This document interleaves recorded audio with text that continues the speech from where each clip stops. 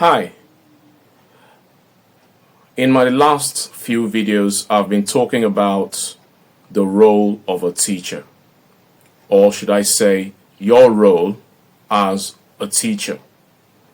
I have spoken about your role as a teacher, you functioning as a mentor. I've spoken about you functioning as a mediator. I've spoken about you functioning as an inspiration. In this particular video, I'm going to be talking about you as a teacher functioning as a continuous learner.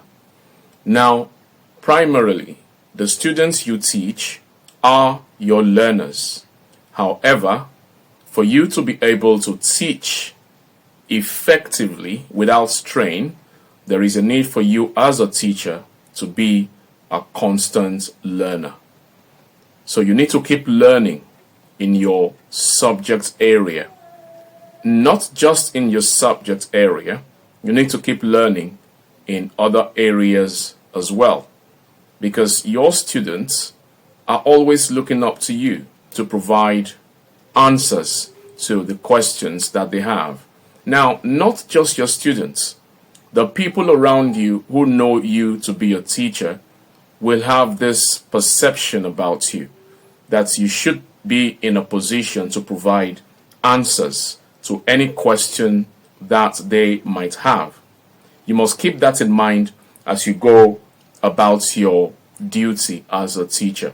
People are looking up to you, constantly looking up to you to provide answers to questions that they have. And then it could be question in any area of life. As a matter of fact, those who know you as a teacher but do not work with you don't actually know what subject area you specialize in. They just know that you are a teacher. So if all they know about you is that you're a teacher, then they will definitely expect you to provide answers to whatsoever question that they have. So don't be surprised if somebody just walks up to you and asks you for help.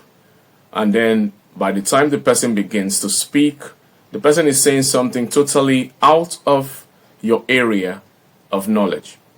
And that is why it is ideal as a teacher that you constantly learn, primarily in your subject area and secondarily in all other areas you can think of.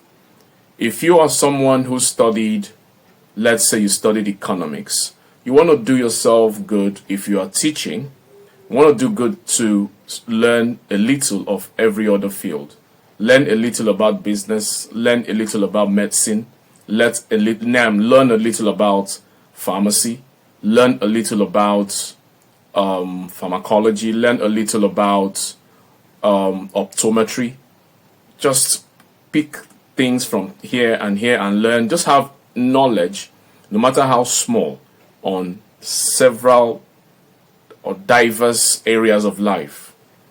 It helps you to balance yourself when questions come in areas that are outside of your own specialization. At least you'll be able to say something to help whosoever is bringing the question.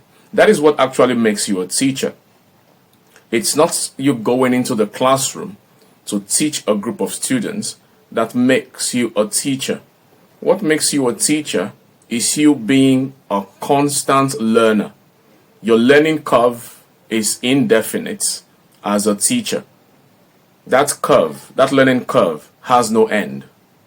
It's an infinitely long curve that you're navigating. So that means you'll continue to learn until you leave this world as a teacher. So you want to form that habit of learning continuously. And it's quite easy today for you to learn things outside your field. It's quite easy today, particularly in this time of artificial intelligence. It's quite easy for you to learn. If there is something you want to learn and you do not have materials on that thing, why don't you use artificial intelligence to get that information right on your screen? All you need to do is learn how to provide the prompts, the right prompts that the AI application or platform needs to be able to dig out the information you need and place it in your screen within seconds, while you can then take out time to consume that information and increase your knowledge. So it's quite easy for you to learn things you do not know in this day of artificial intelligence. So if you want to be a successful teacher, you need to be someone who is given to learning. You must be a constant learner. Don't ever believe that you already know everything, even in your subject area. I remember an experience a few years ago.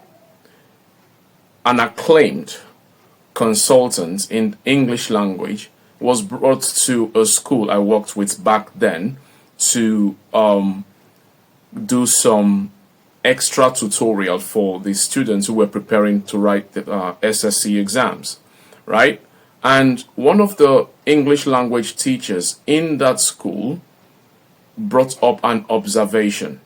So she brought it to the knowledge of this consultant, in quotes, that this particular thing seems to be wrong. And this is what is supposed to be the right thing to say. And the consultant pulled up an argument against what the teacher had said. And the teacher was like, I think you should just take a look at it and probably try to dig up more information. You know what the consultant said? That consultant said, I do not need to do any extra reading because I already know what you have said now is not correct. Now, that particular thing pissed off that teacher. Now, not just the teacher. It pissed me off because it happened right in my own very presence. And when I hear people speak that way, I lose the respect I have for them. I don't have respect for them anymore.